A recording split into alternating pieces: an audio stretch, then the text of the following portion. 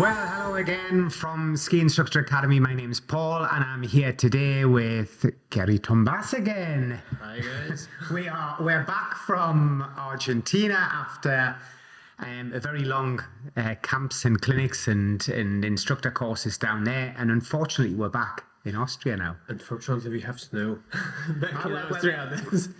Yeah, we have snow, which is good. Yeah, so as you guys know, Geri and ourselves, we did a bit of a series. I think there was 8 or 9 videos that we did back to back whilst we were in Argentina. And because of the massive amount of comments we got, we promised we would follow up on that. And through this season here in Austria, we hope that will be to keep the series going. I know that some guys have sent in some videos that they would like us to look at. And of course, we'll be looking at other things as well that pop up as topics come up. So Geri, you came back from Argentina, and I think you went off to Holland first in the indoors. Were you in the hall or something at first? Yeah, I had 2 weekends in Holland, so some skiing in the indoor. A bit different to Argentina? It's a bit different to Argentina, yeah. I had a nice experience to fly from Schiphol back with missing flights, and that's going on now, so... Yeah, everybody's suffering the same. It was nice. It was good to be back on snow on the glacier, so... Well, I think the easiest way to do this is it's a little bit complicated because there was obviously a lot of comments. So the first video we did in the series, we discussed, I think, Geri, together about how we get an instructor group and, you know, trainees, and how we tackle our first day was all about that first video. You guys, I'll put the link up to the first video so you can follow it if you haven't already seen it. And really from the comments, I just want to pick out on Richard's comment, which was, you know, he likes the fact that Geri said, you know, it's important that we work out how we solve the problem. And then he does say that although we do this evaluation off the hill, it's not actually there for anyone to see. So what I did was I asked the producer, Julian in the background there, if he'll come into one of the gym sessions we're going to do next week with the instructor courses we have here now. And we'll simply record that whole session. And then my plan is we'll have to break it up into 4 or 5 videos because it's about 2 hours long. But you'll be to see the sort of things that I do involving ankle movement, hip mobility, agility, coordination, etc., so that you can actually follow that, Richard, and see what actually goes on a course. So that was actually, you know, there wasn't much to the first video because we were just discussing what we do. So second video, Christian, 1977, I guess that's when he was born. I'm curious what the objective of this on this snow session was. How was it determined? Was it Paul that wanted rounder turn shape, or what the students wanted? He goes on to say, was there an assessment of the individual skills that Paul could then build on to achieve the objective? There is no script to teaching skills, as it's an open skill sport. Every lesson is different based on the students standing in front of you. Determining what they want to do or learn is an important aspect of ski instruction. A student-focused session always produces better results versus an instructor-focused session. So I don't know whether Christian was sort of trying to be in some way constructively critical, but guys, all the time before these guys were on the slopes with us, we've had a long conversation with them. And we've also, as I say, we do these movement assessments as well. That gives us an idea. Now, Christian, Geri's got a good point that, you know, a student-focused session is always better than, you know, me just deciding what I want to do. But maybe what Christian doesn't know is we have a very short window to get people to a goal of level almost 2 inverter. So sometimes it might be student focused in a way, but unfortunately here, where there's an inverter at the end of it, we have to move along pretty quick, don't we? But this is more about how to organize the group, how to organize the session, because it's actually, we have a plan what to do which day, because we have a program in the small window to get there with the school, but with the school steps. But anyway, we try to build up the session that okay, guys, this is this task what we have to solve, and how we moving on, and what about this movement? What is your feeling? What you see if you look each other in the group, and try that much to involve the students that they linking on it, and they thinking that okay, this is actually the session, but they are focusing on solving the problems and open-minded, focusing on the next steps, that how it logically works out with then later on with the real guest. So it's not that we just ask, okay, what do you want to do, because we have a plan, but Right. we have the task to do.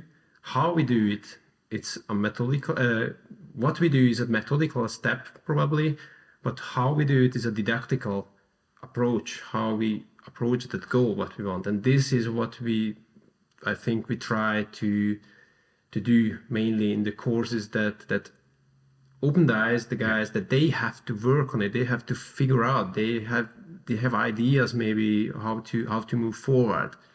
And this would be the greatest thing in this instructor preparation course, that from the first moment they are here, like, I want to be instructors, so they have to think what to do with the guest. Yeah, and unlike, for example, Christian, where you have a camp or a clinic, so when we're running camps for people that just want to get better at skiing, here we're under a little bit of a constraint and pressure, because we have to tackle plough turns, plough parallel turns to a certain way in a certain methodology. Then we have to do the long and short turns with a pole plant.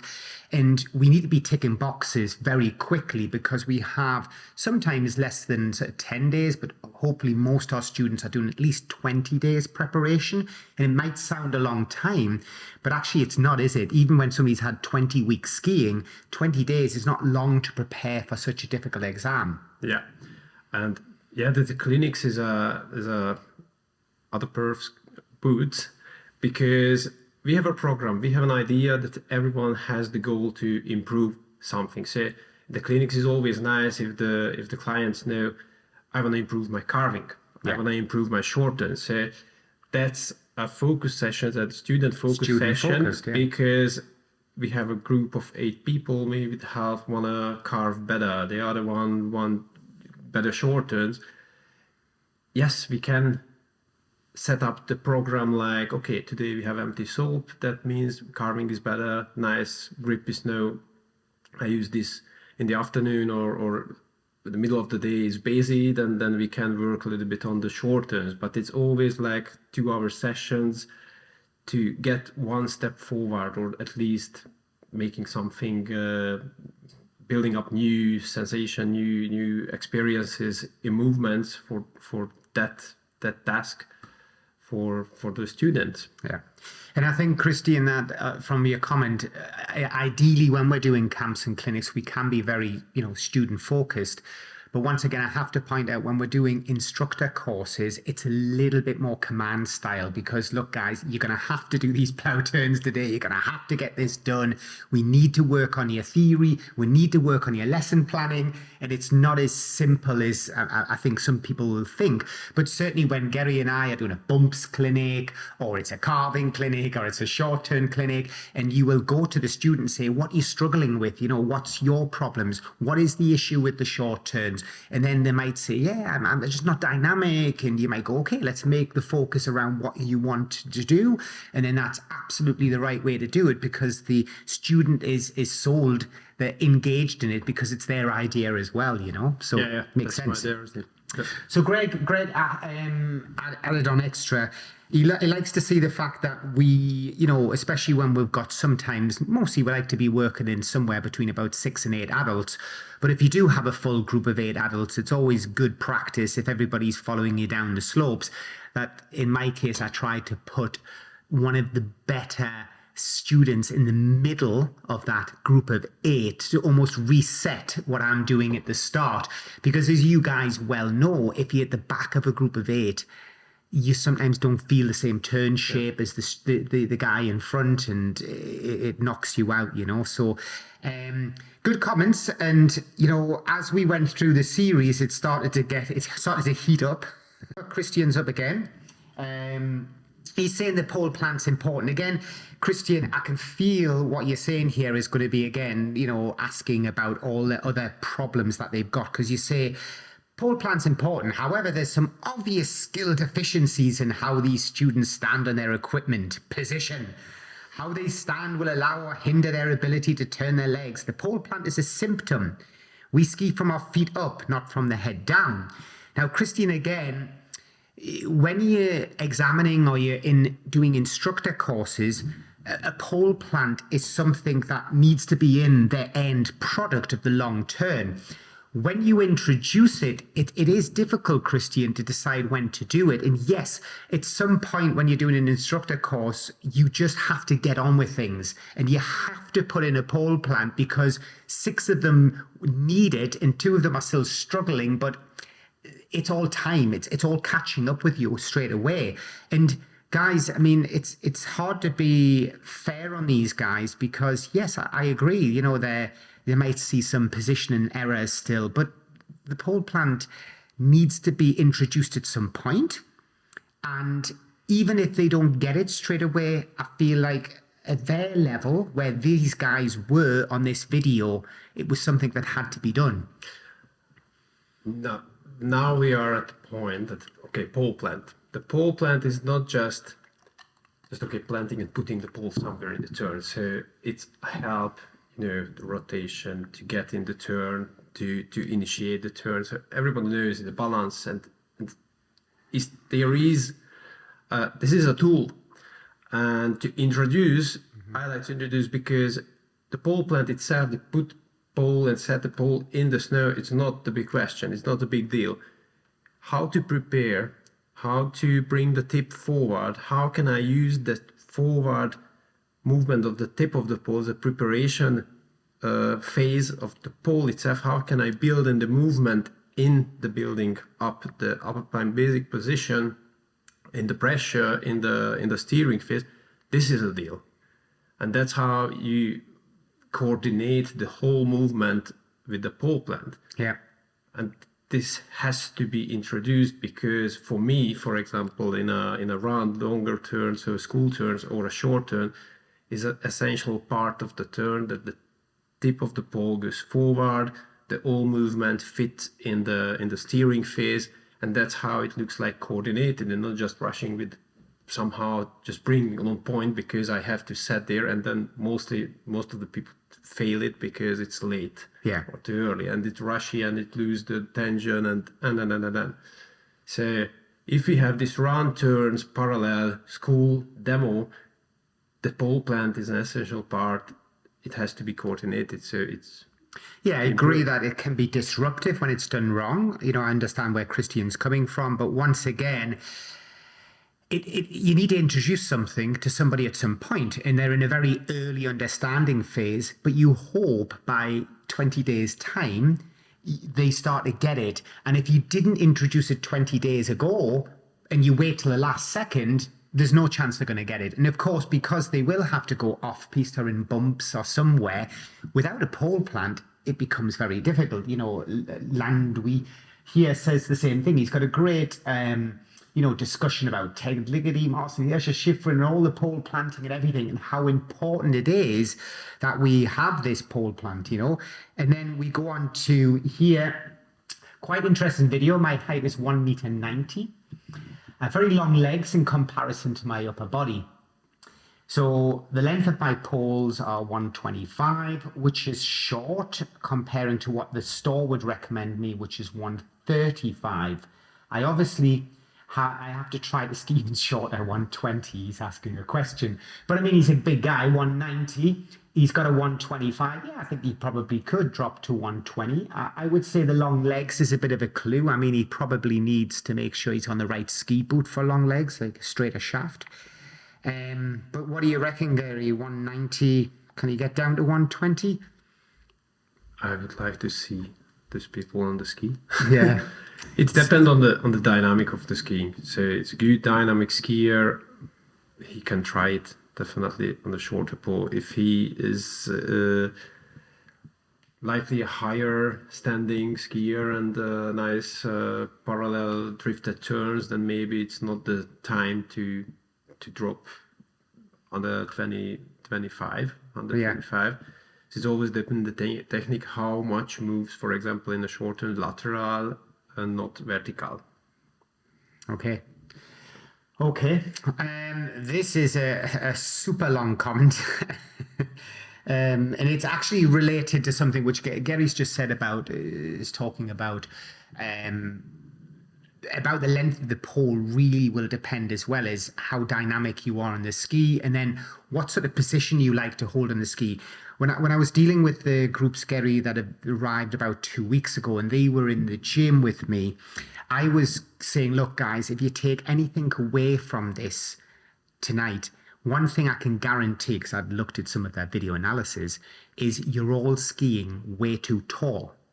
And it's quite common when you get these guys coming in from Scandinavia, like Netherlands, England, and places like that. They're all very, very upright at the minute, because it's obviously comfortable to be upright. Nobody wants to bring themselves into a lower position. And I would say it's the most common thing I'm seeing at the minute, just very tall, upright skiers. Yeah, because spare energy. Yeah. This is if you see the most of the tourists, just sorry for this, working around. You see the rotation, maybe nice closed legs, but it's not the sporty skiing. So it's not an athletic stance there, and it's not dynamic there that much. That's sometimes just rushing down. So we are here and we say, okay, the ski has to make an arc, a turn. It's a turn shape. It's a corridor. You can ski shorter as a wider corridor that you need an athletic stance. You have to go down with your center of mass. Yeah. So R/F. I'd like to know what that means, but this is a very, very long comment, and it's actually discussing eccentric, concentric motion, and we could add in isometric holding. I would argue that it's very important, and I think the video you're thinking about is, I've discussed this before, where certain skiers that I look at, Geri, and people who ski lower and load in a very eccentric way, it's quite difficult for people to do that, especially if they are like that guy before, 1.90 meters, for example, and quite tall and heavier, for example, as well. I see that style difficult for people. But what we're talking about here, folks, is that when people are making long turns or they're short turns, and they're in effect flexing eccentrically to release the turn rather than going up concentrically, extending up, it's a much more dynamic style of skiing, more powerful style of skiing, but it requires a lot of speed, power, agility, coordination to be able to do that style of skiing. And also from a genetic point of view, I think I pointed this out before, it's slightly more gymnastic, I would call this. So you wouldn't see the guys, let's say, who do Super G, making that same type of turn in the same way. They're going to be heavier and slower in the movement pattern. And I think this is where a later comment, Geri, starts to discuss Austrian versus Asian style of skiing somebody was talking about. But I think, RF, what we have here is a massive comment. We really need to almost take this onto the piste and ski around with this a little bit. But Geri, what he's talking about really is, at first, is he is talking about eccentric and concentric movement. Have you ever thought about this? Because maybe it's not something from like more or less sports science this is, but do you feel that when you talk eccentrically, you're going down, do you feel it's more like a pulling down as opposed to a dropping down? Do you use muscle contraction, if you like, to pull yourself into this position? Yeah, of course. Because if it's a drop down, then you lose immediately the whole pressure you have. It's actually an opposite. I want to control the last part of the turn. So when you pull you down. So I told the guys that let the knee comes up, but this is with a load, with a lot of power with on the beginning, because then the ski goes out, so it flies to the next turn.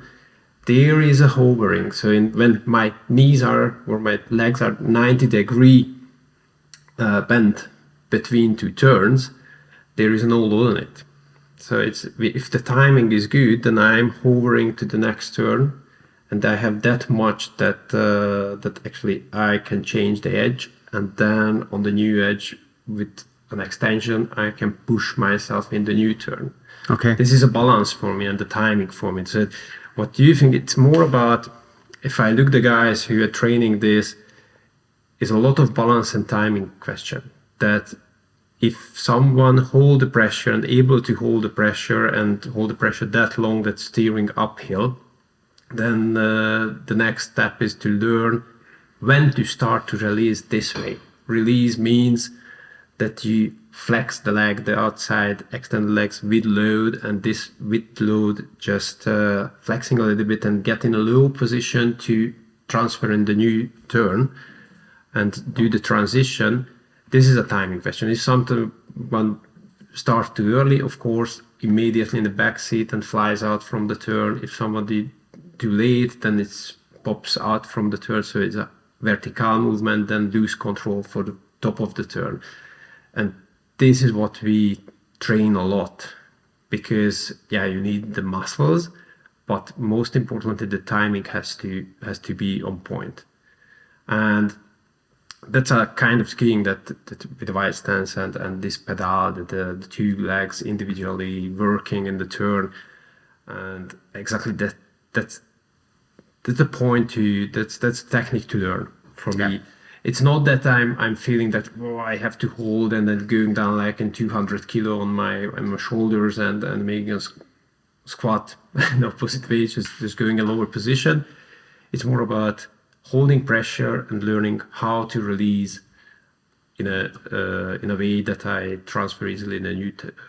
I do the transition in the new turn easily. Yeah.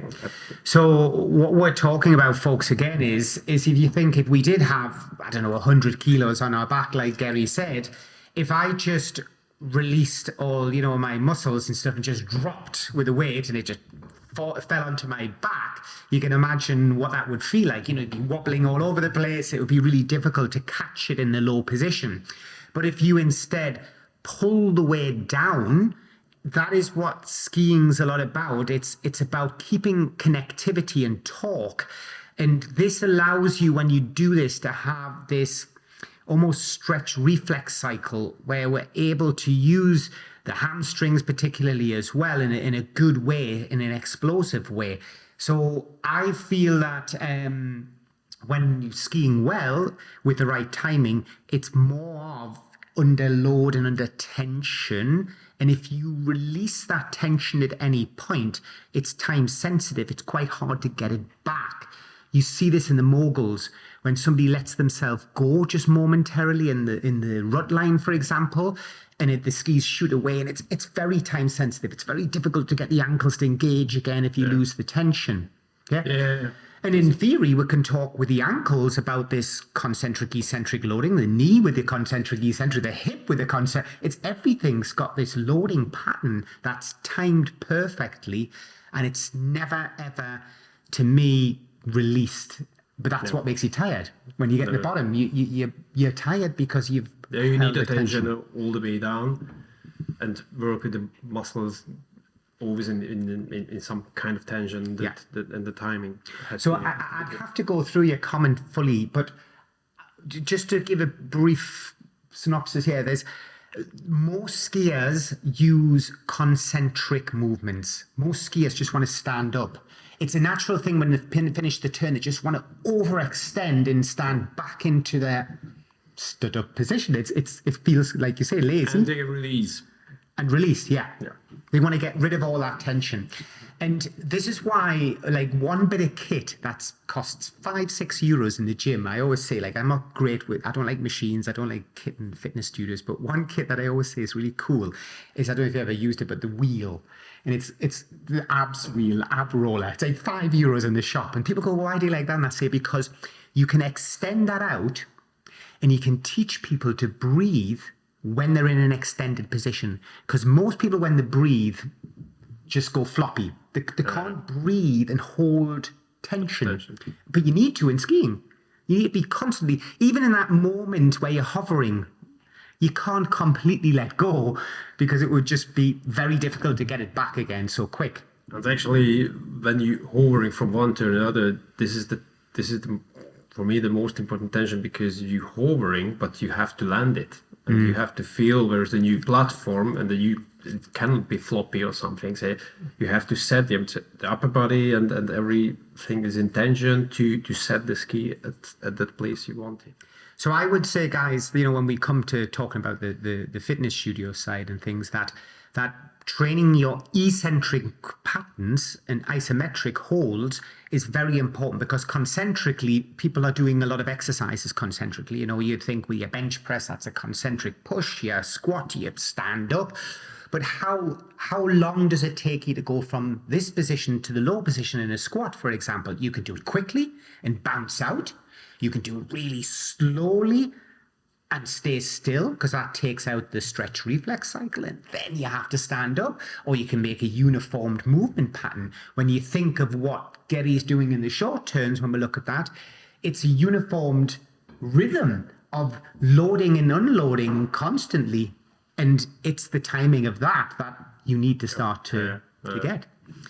Guys, I could go on with ages with this comment here, because this is a really long one. If you read it, it's quite cool what he's saying. And I believe that we'll definitely have to pick this up again. What we're going to do is we're going to move, before we go to Richard's comment, we're going to move on to the next podcast. So I hope you can join Geri and I and listen to the comments, and we'll play some videos and stuff later on. But thanks for joining us on this one, and we'll see you again. Bye for now.